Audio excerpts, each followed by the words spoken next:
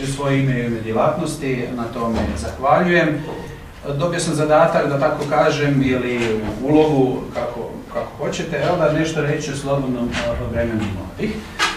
Zašto je uopće ta tema interesantna? Zašto bilo što govoriti o slobodnom vremenu i zašto je slobodno vrijeme uopće u interesu nas koji se bavimo prevencijom i suzbijanjem između ostaloga i ovisnosti, ali i ostalih rizičnih ponašanja?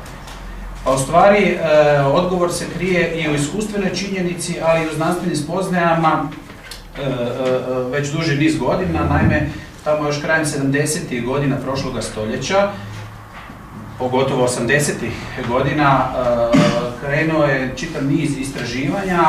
Rezultat, ovako ukratko ću reći, kojih je bio spoznaja da se u stvari najveći broj kažnjivih, dakle, dijela koje počine mladi, dakle, onih aberantnih ponašanja koje dovedu do te kategorije kažnjivih dijela, dogodi upravo u slobodno vrijeme.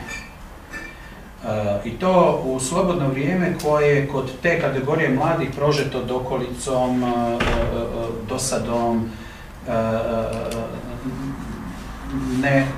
nepoznavanjem nekakve svrhe i cilja provođenja tog slobodnog vremena, i u takvim okolnostima se onda u stvari događaju rizična ponašanja, i u tim okolnostima u stvari to slobodno vrijeme postaje rizik za psihosocijalni i psihofizički rast i razvoj tih mladih ljudi.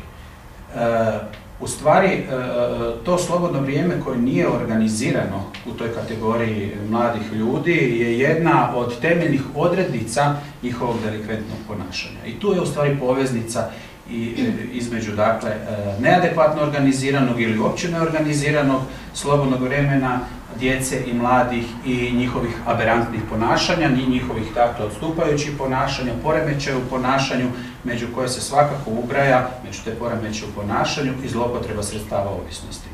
I u stvari je nekako cilj svih nas koji se bavimo prevencijom, između ostaloga, i pomoći mladima u organizaciji slobodnog vremena, a kako bismo taj rizik koji proizlazi iz neorganiziranog slobodnog vremena te kategorije mladih sveli na što je manje moguću mjeru, i kako bi u stvari pomogli mladima da iscrpe one svoje kapacitete i iskoriste prostor za napredovanje koji zasigurno imaju. Evo, to je ovako ukratko nekakva ideja zašto uopće bacamo svjetlo na to slobodno vrijeme mladih, koje, kažem, već duži niz godina i desetljeća predmetom i znanstvenog istraživanja.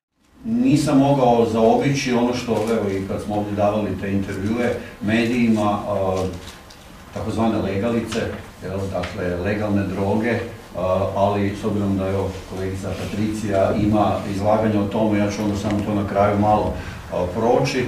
Definitivno o tome moramo razmišljati, jer je to sve više i više in kod mladih. A evo, s obzirom da naše iskustva govore da svi ti mladi ovisnici imaju određeni staž, a započinju ga sa najčešće konzumacijom duhanskih proizvoda ili pušenjem, pa bez obzira što je to legalna droga pod navodnike, zaista ja se ne sjećam da sam sreo jednog ovisnika koji nije, pa i liječenog ovisnika koji nije ostao bar pušač duhanskih proizvoda. Pa smo evo malo na kraju, da ne bude samo ovo ex katedra i suhoparno predavanje, na kraju ćemo vam uz pomoć našeg tehničara Tome izdemonstrirati nešto vezano uz to pušenje sa jednim malim aparatićem kojeg inače kad promoviramo svjetski dan nepušenja i sl. No, naravno, evo, i profesor Brlas je na početku rekao nekakve definicije, da znamo o čemu pričamo, naravno, ne u onom smislu da mi to sad pamtimo i napamet učimo, ali, dakle, definitivno su droge sredstva ovisnosti, dakle, koje se zloupotrebljavaju. Dakle, one koje se koriste zbog nekakvog trenutnog osjećaja, prolaznog osjećaja, ugode ili nagrade, dakle, sve ono što je sa psihološkog aspekta već rečeno, a ja ću vam to pokušati pokazati sa onog farmakološkog ili, ajmo reći to tako, medicinskog aspekta.